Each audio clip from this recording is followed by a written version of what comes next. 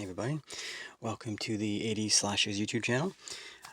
In this video, I will be ranking um, my top 5 favorite slashers from the year 1980. Now, if you haven't already checked out my previous video, I basically did an entire year in review for the year 1980 in relation to the slasher films released within that year. In that video, I discussed how there was, even though 1980 was, kind of an eclectic year for the slashers, it was still a really solid year, in my opinion.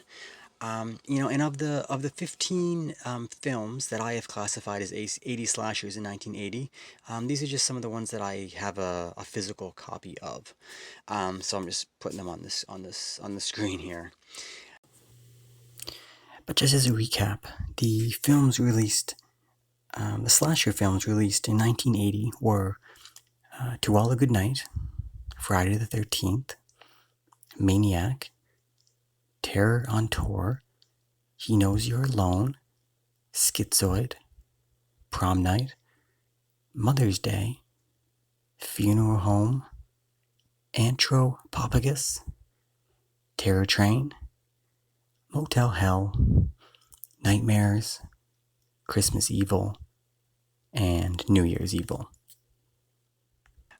Now, going through the list of those 15 films, for me, again, it wasn't too hard to make a top 5, because even though it was an eclectic year and a solid year, it was kind of I guess you could say it was a top heavy year for me. And when going through these and ranking them, there was a clear hierarchy. What was at the top. So yes, that's all I want to say. I just want to get into this as quick as I can. So we'll go through and we'll talk about my top 5. All right, so let's get into it. So, number 5.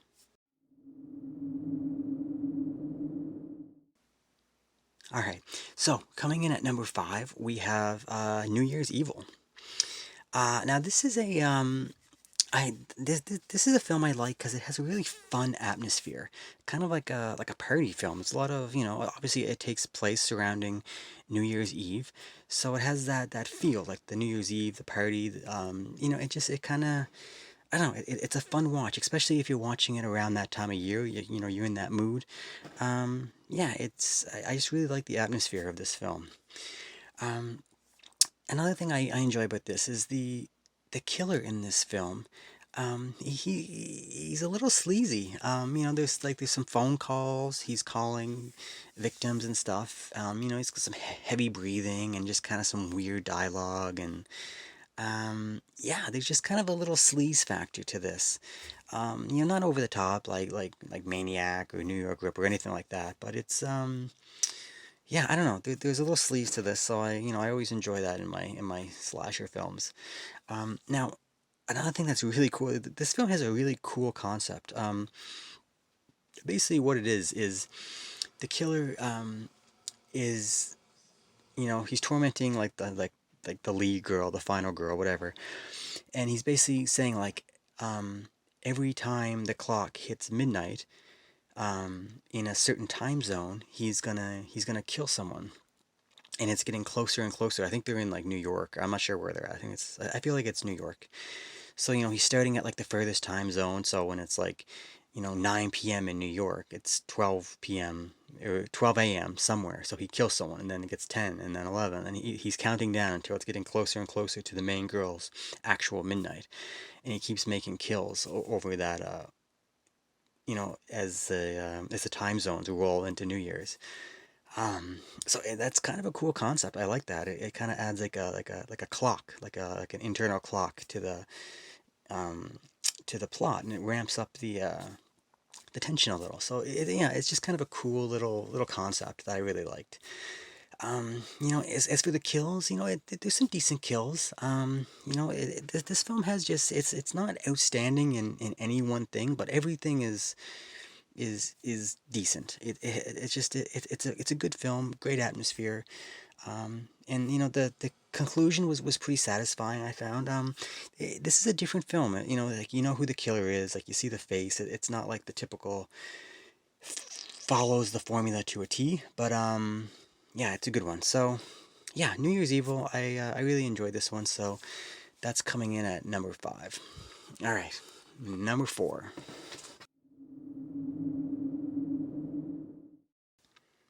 All right, so coming in at number four is Prom Night. Um, Now I'm a sucker for slashers set in like a school setting, and obviously this is prom night, high school, and it's just the high school in this one's really cool, and yeah, it's a really good setting. I like Jamie Lee. This of course is Jamie Lee Curtis, and I don't know what people think about Jamie Lee Curtis, but I liked her in her slasher films. Um, Everything she's in, like in the slasher films in the 80s, I liked. So, and she's good in this. She's got a certain charisma, certain charm. She's a very solid final girl. She's got that strong personality. Um, yeah, I don't know. I like Jamie Lee Curtis. This one has decent kills. Yeah, and like I said, like just a great atmosphere. Like when it actually gets to like the actual prom, there's like a disco. The disco scene is fantastic. You see Jamie Lee Curtis doing some like disco dancing. It's fantastic. It's really fun. Um, and like I said, I kind of skip it, but the kills, like I said, there's some good kills in this one, some good atmospheric, tension-filled kills. But there's a like a beheading. We don't really get to see the beheading, but there's still a beheading scene in this, and it's great. It's filmed really well. It plays nice into the plot and the story. Um, yeah, it's really well done. Um, and there's like this scene, this film has like a really long chase scene through like through the school, like going through like the locker rooms and the hallways and the classrooms. It's really long. It might be one of the longest chase scenes I've ever seen in a film, in a slasher film, and it's really good. It's really well done. And there's like a pretty decent twist, at the twist reveal for this film. It's kind of predictable. It's been done before and after, but it's still good. I so this for me this is a solid film. It has all the aspects that I like in an early '80s slasher. So yeah, coming in at number four, we have Prom Night. All right, let's get into number three.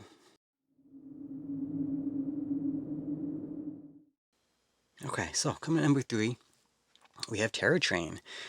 Of course, this is another back-to-back Jamie Lee Curtis 80s slasher. And same thing I said about Prom Night. She's good in this. She's like the same. She's probably a very similar character she plays. I guess she doesn't have much range or what for these films, but I guess that's the reason why she was cast in all these slashers, because she just has a good I don't know, she's a good presence. She makes a good final girl. So, and same thing, Terra Train. She's fine. She's really good. But yeah, the star of this show is the train setting. If you're not familiar, obviously it's in the title, but majority of the film is takes place on like a train as they're traveling on like having like a celebration, a party, like a high school or university setting. And yeah, the train is fantastic. It really adds like a claustrophobic isolation. There's like no escape. It just all that adds into it. It's really cool. It's a really good setting. I made a video about like my top 10 settings for slasher films, and this is on there, so go check that out. Um, yeah, another aspect of this is that I like is there's like a costume swap element. So the killer is like everyone's dressed in like it's like a costume party. So the killer makes a kill, and when he kills someone, he takes their costume. So he's always changing. So if somebody sees like, oh, the person dressed like this was the killer, so everyone's looking for this person, and then they find that person's dead, and their costume is now the killer, and they don't know which is which. It's kind of yeah, it's just a cool. It always keeps you guessing, and yeah, it's just fun to see the killer in different different outfits and costumes. So it's really cool for that. Um, this film also has David Copperfield, the magician, the illusionist. It's just a nice touch. It just kind of adds I don't know, a charm, something. It's just funny. There's a little bit of magic sprinkled in. It's good. It's good stuff. And I really enjoy the reveal in this film. Now it's probably a little predictable, but that's okay. Again, we've seen like the setup, like the prior evil, the event that happens at the beginning, and how it plays out. We've seen it a lot of times in it, so it's predictable for sure, especially if you're familiar with the genre. But there's still kind of like a creepy feel to this film for me. I don't know what it is. It's just something about like the reveal, the killer, the motives. It's just there's like a creepy aspect. So yeah, I really like that in my films. It makes you uneasy, So yeah, Terra Train's a good one. I really like that one. So yeah, so coming in at number three, Terra Train. All right, so coming in at number two, we have Maniac. Now this is a this is like a really unique film within the 80s slasher genre. It's not there's nothing quite like it. There's a few European films, like say New York Ripper is kind of reminiscent of it. Um, but it's slow. It's the best way to describe it is like it's just a sleazy, grimy type of film. Um, it's really unique, and just because of that, I just love it. There's yeah, it's just there's nothing quite exactly like it. It's the thing that's great about this is like obviously you know who this the serial killer is. There's no big reveal. There's no twist. The film is about the serial killer. You get to kind of look at the mind of a serial killer and like this a study of mental illness, and they capture it really well. Yeah, it's really well done. And another thing that's great about this is like early 80s. Um, and it's filmed in New York City, and you get to see like the seedy underbelly of New York at that time before it was all cleaned up and all that stuff. It's yeah, the city is one of the main characters in this film. It's so grimy, so sleazy. It just really adds to the picture of like you're following around a serial killer, stalking the streets at night and subway. It's yeah, and speaking of subways, I'll tell you the scene that takes place, the scene in the murder, that takes place down in the subway when he's chasing like a nurse. It's it's one of the scenes from my childhood that I remember seeing when I was probably way too young, and it really affected me. It's just something about like the being chased in the subway, and it leads into the bathroom, and like man, it really scared the crap out of me as a child, and it stayed with me all these years. So I probably hadn't seen it for like a long time when I was a kid, and then a few years ago or however long ago, when I revisited the film, I watched that scene, and it just man, it just my the hairs on my arms stood up, because I just remembered that moment as a child, and I feel if a film can do that, it did something right, and it was just really effective. That scene is just I don't know, I just love it. It's something special. Of course we get Joe Spinell, um, and he's just fantastic. Like he's just such a fantastic maniac. It's that's the nurse scene right there. Yeah. Yeah, it's just I don't know, it's really good, and of course we get Tom Savini, who does the special effects in this, and he is if you're familiar with the film, like the showpiece kill is when Savini kills himself. He's in there as like an extra, and he takes a shotgun blast to the head, like an exploding head thing, and it shows it pretty much the whole thing, and it's fantastic. So yeah, there's nothing not to like about this film. It's grimy, it's sleazy, great kills, great setting in New York City. It's fantastic. If you haven't seen Maniac, it's probably not for everybody because of just the I don't know the just the tone of the film. Probably won't agree with everybody, but if you like a certain type of film, well, look at the cover. Like look at this. Like he's just holding a woman's scalp. Um, one of the best, one of the most iconic and best cover arts as well for an 80s slash. I just absolutely love this. So yeah, so number two, Maniac. All right, I don't think it's gonna be any big surprise for anyone who has been following this channel, but let's get to number one.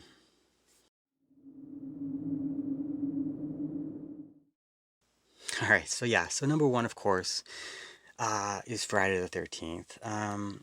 Like I said, if anyone who's followed this channel knows that this I've claimed this many times. This is my favorite 80s slasher of all time, not just of 1980, but of the whole decade. This is my favorite film. And the reason it's simple, like it just this film has it all. It has amazing kills, complete with practical effects. It has a great camp setting. Like we think of the camp setting now as cliche and like oh every movie's set at a camp and it's not that great of a location. But that's because this is the film that did it first most. This is the film that made it mainstream and popular, and that's why it was so effective. Because everybody goes to sleepaway camp. Everyone went to a camp at one point, and it's supposed to be like a safe place. Parents feel safe shipping their kids off. And when you see something like this happen, it's I don't know, it just really hits home the setting for this. Yeah. Yeah, so it has that, there's not a lot of TNA. There's a little titillation, enough to get through it. It has a really strong final girl in Alice. A great killer. I know this franchise is obviously tied directly to Jason Voorhees. Friday the 13th is Jason Voorhees. It's it's their thing. But he's just like an afterthought in this. He's like a motive. And Mrs. Voorhees, I don't care what anybody says, she is one of the greatest killers in all of the 80s slashers. We don't get to see her a lot during the runtime, of course, but her like 5 minutes on screen at the end, it's just it gives me shivers even watching it now. I've seen this film countless times, and every time she just delivers some of those lines when she's speaking out of the side of her mouth as if she's like talking like her son Jason and like kill her mommy, like that kind of stuff. Oh man, it's just so effective, so fantastic. The twist, the reveal, just I don't know. What can I say? Like everyone knows about this film. This is just it's just fantastic, and it's such an important film in the whole subgenre. It's one of my most nostalgic films. It's one of the ones is that I've seen first. This is like I can't remember exactly in order which is the first one. But this is definitely one of my first 80s slashers I ever saw when I was way too young to see it. Um, so yeah, like there's nothing more I can really say. Like Friday the 13th, number one, easy.